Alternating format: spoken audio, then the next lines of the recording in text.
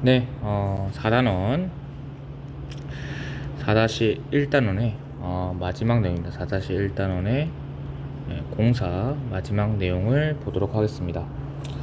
그래서 그 에너지에 대해서 좀 정의를 할게요. 공사가 이제 에너지 사용과 환경인데 몇 가지면 나머지는 다 이제 책 보고 외우면 돼서 몇 가지만 보겠습니다. 에너지라는 거를 좀 볼게요. 그래서 우리가 좀 정리해야 될 게 에너지라는 건데, 에너지하고 일하고 관련돼 있습니다. 그래서 에너지라는 거는 일을 할 수 있는 능력이고요. 일은 어떻게 보면 일을 하면 에너지가 증가돼요. 에너지가 증가되는 이러한 내용을 가지게 됩니다.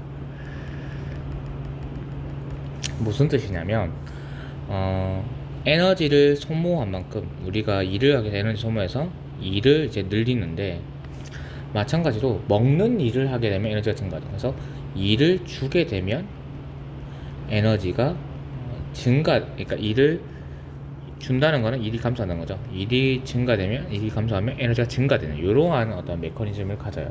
그래서 에너지와 일은 동일한 단위를 씁니다. 동일한 단위를 쓰게 되는데, 그게 뭐냐면 줄이라는 단위예요. 줄이라는 단위를 씁니다. 그랬을 때 이 에너지라는 것은 여러 가지 형태로 되어 있고, 여러 가지 형태로 되어 있는데 몇 가지만 살펴볼 거고, 일이라는 거는 W라고 표현돼서 힘 곱하기 시간으로 표현돼요. 그러니까 일이란 거는 힘 곱하기 시간, 그러니까 이동 거리로 표현이 됩니다.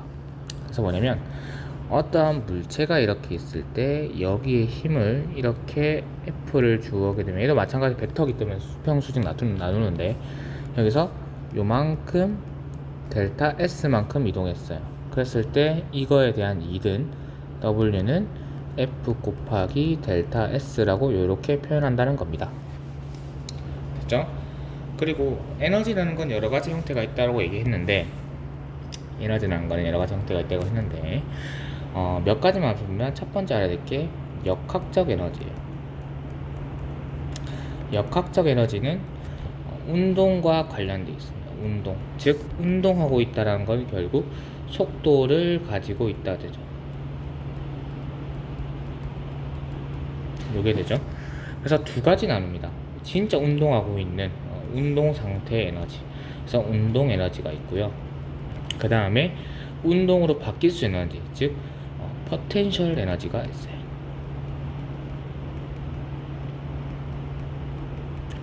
그래서 이 포텐셜 에너지는 이 운동으로 잠재적으로 변한다는 거예요. 잠재적으로 변환 가능하다 이거죠. 변환 가능.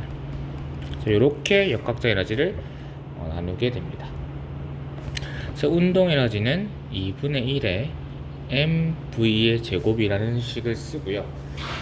운동 에너지 약자는 우리가 EK라고 표현을 합니다.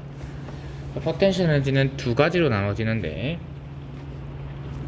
여기서 중력에 의한 중력을 가져서 높이라는 이제 2라고 똑같은데요. 요거를 가져서 쓰는 중력 포텐셜 에너지가 있어요. 중력 포텐셜 에너지가 있고,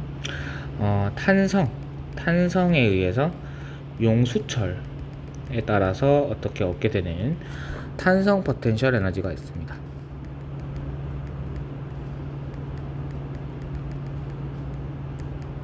그래서 얘를 EPG라고 하고 얘를 EPS라고 표현을 해요. EPS라고 이렇게 표현을 합니다. 그래서 EPG는 mgh라는 값을 가져요. 질량 곱하기 중력 가속도 곱하기 높이 이렇게 되고요.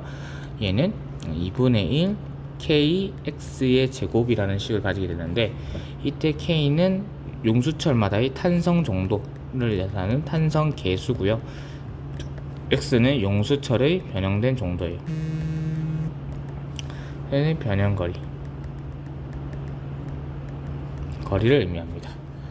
추가적으로 탄성력을 보게 되면 fs라고 표현하는데 얘는 마이너스 k의 델타 x s라고 해도 돼요. 이거라 값이 있습니다. 뭐냐면 내가 이만큼 용수절이 있다가 얘가 이렇게 바뀌었어요. 얼만큼? 원래 이 정도였으니까 요만큼 델타 x만큼 바뀌었으면 얘는 1로 힘을 받겠죠, 용수도 나중에. 그래서 힘이 fs는 델타 s가 이렇게 변하는데 이거에 많은 반대 방향으로 어떤 값을 가질 수 있다, 이렇게 이해해 주시면 됩니다. 그리고 두 번째가 전기 에너지예요. 전기 에너지는 왜 많이 사용하냐면 자유롭게 다양한 에너지로 변환 가능하다.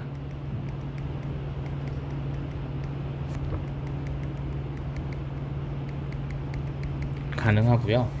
세 번째가 알아야 될 게 열 에너지입니다. 열은 일반적으로 그 온도에 의해서 결정되는 건데 사실은 우리가 불필요한 에너지가 되게 많이 쓰입니다. 이렇게 알아두시면 돼요. 온도에 대해서 이렇게 세 가지 에너지 정도는 좀 알아야 되고, 그래서 법칙이 두 가지 존재합니다. 첫 번째 법칙이 뭐냐면 역학적 에너지 보존 법칙이에요.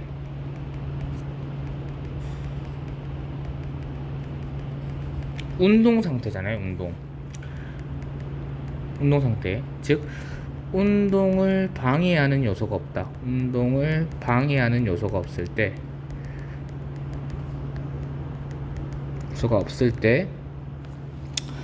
역학적 에너지 변환 시, 그러니까 포텐셜 에너지가 운동 에너지 바뀌기도 하고 운동 에너지가 포텐셜 에너지로 바뀌기도 하는데, 이 역학적 에너지 사이의 변환 시 이제 그 총량은 일정하다, 요거라는 거예요. 그럼 운동을 방해하는 요소가 뭐냐면 결국 마찰력과 공기 저항이 되죠. 요런 것들이 없으면 얘가 일정하게 되고요. 두 번째가 뭐냐면 에너지 보존 법칙입니다.